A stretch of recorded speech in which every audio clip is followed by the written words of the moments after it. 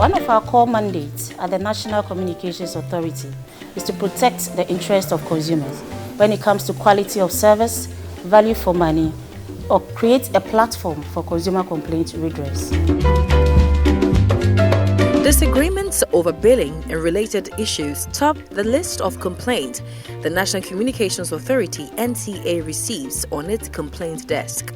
Various surveys conducted by the authority also indicate that it is the number one issue consumers want redressed from the regulators on need to ensure effective control on both sides. Enshrined in the law established in the NCA is a directive that mandates the authority to establish and monitor the implementation of national communication standards and ensure compliance, as well as issue guidelines and standards to protect consumers and offer them a good quality of service. Consumer billing is one of the most important things that the NCA does as a regulator, one of our very key mandates. This is because the services that we regulate have consumers who use the service.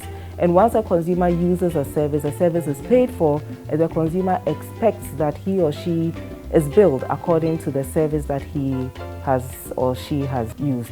So consumers are really particular about that billing. They want to have control over their spend when it comes to communication services. And for us as the NCA, we are also concerned because we need to be able to create an environment of trust and transparency between the consumer and the service provider.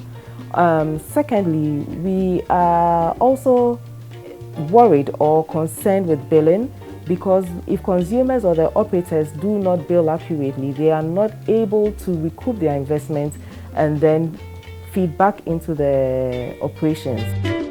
How do consumers feel about how they are billed? I have about 3 networks.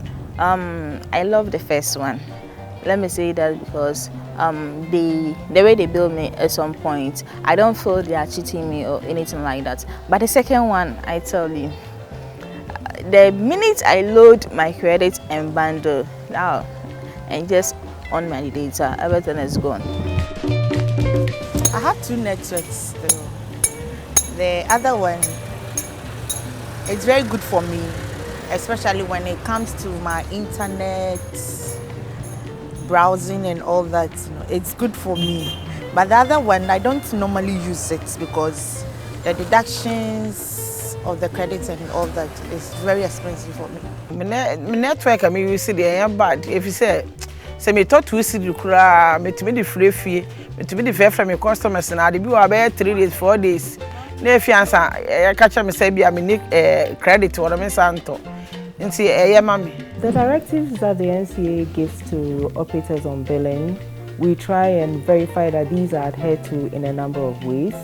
First of all, we have what we call the Automated Billing Verification System. This is a system where the NCA installs SIMs from the various service providers, and we actually log in or record promotions and offers that the service providers have.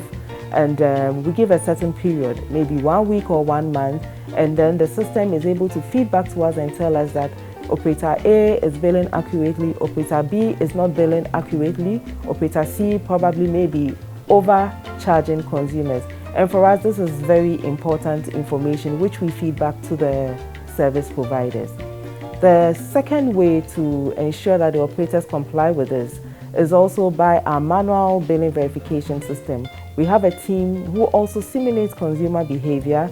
They actually key in and then subscribe to certain services and find out if their choice of service is what the operators give to them.